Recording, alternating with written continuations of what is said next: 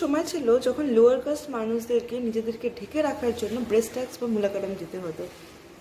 সময়টা হলো around 18th আর 19th century, মানে ইন্ডিপেন্ডেন্সের আগে ট্রাভানকোর নামে একটা স্টেট ছিল যেখানে এই প্রথাটা প্রচলিত ছিল যে লোয়ার কাস্টের মেয়েদেরকে তাদের নিজের ব্রেস্ট ঢেকে রাখার জন্য ব্রেস্ট ট্যাক্স বা মুলাকারাম দিতে হতো পাবলিকালি, মানে নিজেদেরকে পাবলিকালি ঢেকে রাখার জন্য ওদেরকে ব্রেস্ট ট্যাক্স দিতে হয়েছে।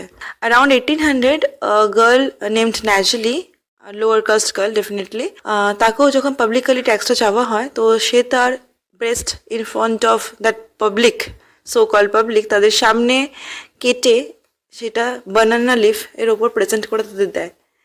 And definitely due to high bleeding, she died. In 1859, King Ramavarma and Marathanda Varma normalized the right to cover themselves in front of public. কিন্তু ভাবলে অবাক হওয়া যায় যে একটা সময় ছিল যখন মেয়েদেরকে নিজেদেরকে ঢেকে রাখার জন্য এই রাইটটা পেতে হয়েছিল, এটা তাদের অধিকার ছিল না নিজস্ব।